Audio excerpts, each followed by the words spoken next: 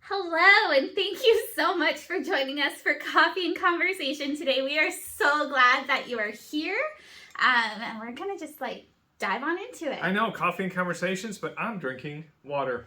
Well, you're doing better than me because I have an empty cup. Oh, but I have real water. It's raining inside now. Be baptized. Remember your baptism. I'm a heathen. I have to be baptized over and over again. Once is sufficient. Good. Okay, so let's dive on into it. Speaking of baptisms, yes, Right? let's dive into it. Very good. So we're talking about Easter continues. Yes. Sometimes we lose the mindset, or lose that spirit, and Easter ceases to continue for us. I know it's happened to me.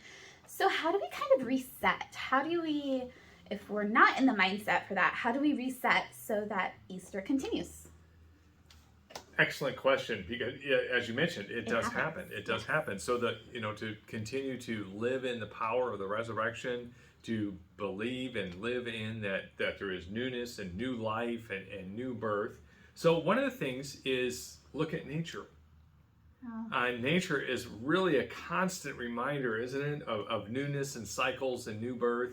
It's a little late in the year now, but I mean the tulips have probably fallen, but we're ready to snip them off, right? But a tulip that comes back every year. Okay. It kind of dies, sits there dormant, but then comes back to life. That's a good thing. Any flowers. Now is the time where you see butterflies and the caterpillars. There's been some butterfly eggs laid, and the caterpillars eating up our dill and parsley, and my wife putting them in the butterfly net and waiting for them to cocoon, and we launched a butterfly just the other day. Oh, that's awesome. Yeah. So I mean that kind of things. The birds, because now we're starting to see some baby birds. I've got a whole nest of them outside my bedroom window that wake me up every morning. Oh, wow. So I definitely understand that one. So we can see that in nature. Okay. Or the ocean, which I love the ocean. My wife and I, we love the ocean. Think about just the waves of the ocean. They keep coming in. There's the ebb and the flow, the tide, high tide, low tide. But the waves coming in, they just keep coming. And every wave, no matter how small or insignificant it is, it's doing something to the shoreline. I mean, it's doing something to the sharp rock or for the log. You get that, so you get that driftwood. So just enjoying nature. So, but if you're not a nature person, okay, if you're not an ocean person, which I totally wouldn't understand, but so part of nature connecting with God is like a spiritual pathway for some people. That's really how they really connect with God. So think about maybe other spiritual pathways. Okay. Some people, their spiritual pathway are the traditions of the church. The traditional service, and what we have is a traditional service today, the creeds, doing the Apostles' Creed or perhaps the Nicene Creed, some of those hymns that are so meaningful that, they grew up with, but, communion and that having that tradition, that's another way that people do that. Sometimes it's worship in a passionate way, more free-spirited sometimes as a way maybe a contemporary worship or more passionate worship will go. And then some people, their spiritual pathway is action. I mean, they're just constantly going, but it's action. They got to be doing something for God, doing something good in the community. If they don't have something good that they're doing, then they start to lose that. So think about what your spiritual pathway is. Gosh, maybe we should do a sermon series on spiritual pathways. We should do it. You should do it. I should do it. You should do it. Okay, remind me for the fall. Okay. I don't know how many. We got to go back and look at how many sermon series we have proposed and see if we've actually done any of them. Right? Sounds like a job for Kelly. It really does. But that would be a way to reconnect your spiritual pathway, because I think it will help you. Okay.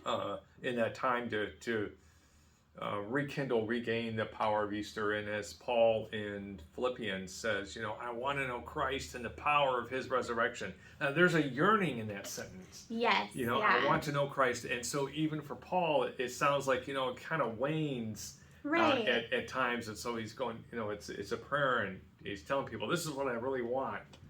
So I really liked when you brought in the waves of the ocean. No matter how big or small they are, there's making changes. So even if you don't see that impact as much, there's always, you're always making that impact. You're always making that change. So, and talking about nature kind of leads us into the next question. I feel like it does. Okay. So you had your sermon was about love. Touched on love. You were in. I did. You touched on love. I did. You were in the prison and you saw the no love tattoo, right? So, what are some reminders that? Yeah, no love. N-O. Yes. Yeah. N-O, not K-N-O-W. Right. So, but what are some reminders that we have that God does love us when we may not feel or remember that God loves us? And I feel like you've kind of answered that with the God in nature and just seeing nature, because that's kind of where I go to it is I wake up every day. Just waking up is like, okay, God wants me here today. God has a purpose for me today, because I woke up, and that's something that I try to pass on and share with my girls is like, God has a purpose for you here because you are here. So I try to embody that like every day. But then there are other things too, like God has a purpose for me to meet this person or for our paths to cross in this way. Even though I may not be feeling God's love all the time, I do know that it's there because I see it. I just may not recognize it all the time. Right. And that's like, and the spiritual pathways, whichever one it is, will help with that too. Yes. And for me, when you go to the store or something, you pay for something, and the person there says, "Have a blessed day." I mean, that is so incredible. To hear that, that is just a reminder to me. Okay, yes. And it doesn't happen as often as it used to. I see that really? kind of. Boy, I've had it happen so much more. So I feel like it has fizzled out. Okay. I didn't hear it. I don't hear it as much as I used to hear it, and so when I do hear it, it's a little more impactful. Oh, there you go. Yeah. So. Yeah. Yeah. And so it helps me.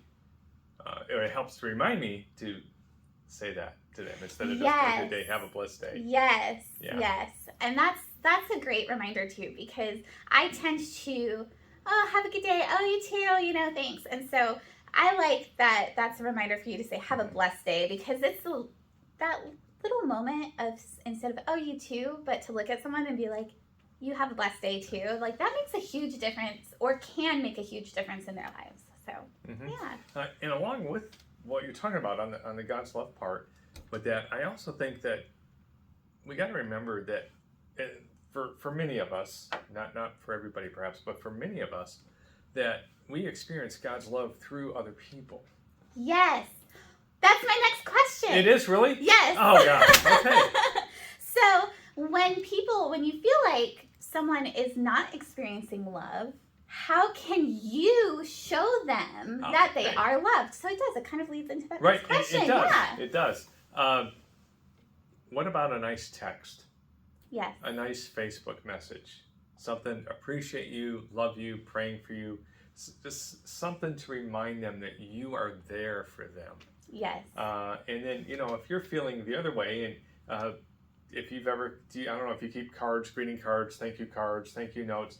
It's fun to look at those once in a while, isn't it? Yes. Yes. So I have one that was particularly important to me that I received because I was having a really, really down moment. This was years ago, before Addison was born. So that long, over 13 years ago.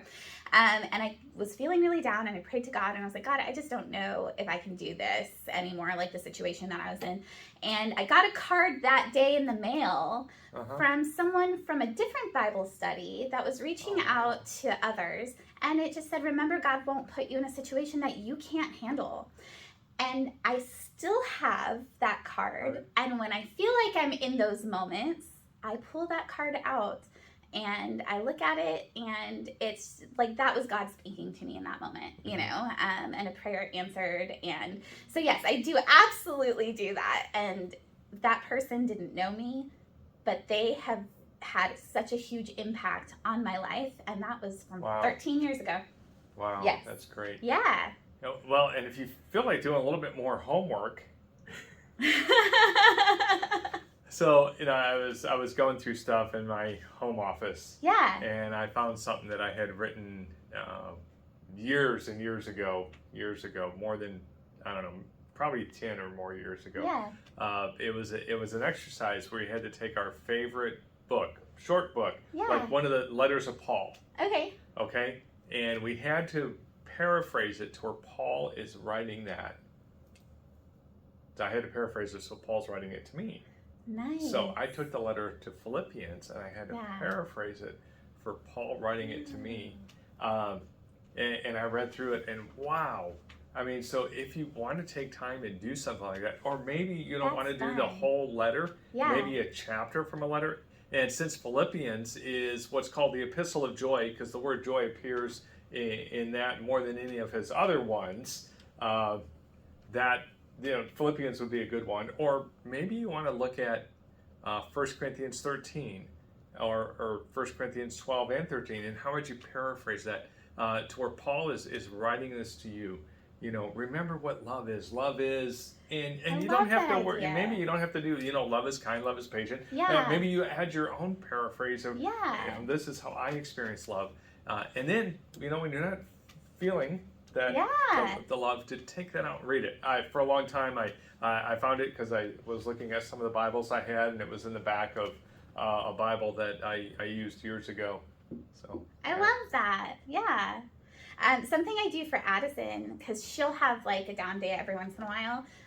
So I write little affirmations on the mirror before she wakes up the next day. There you go. And so she sees it in the morning and she'll come in and she'll be like, thanks, Mom, and give me a big hug. And so it's those little things, just that affirmation that, you are loved and you are a great person, or, whatever the uplifting that they need. So, Yeah. Awesome. It gives me a great idea for our next staff development time. Fantastic. But it's going to be a surprise, so I can't tell you. Aww. It's top secret. I don't like surprises, so this is going to eat away at me. I'm not a patient person. I'm going to bug you Love about this. is patient. It says it. Write that one down. Write that one down. Well, thank you so much, Pastor Jeff. I think this is awesome.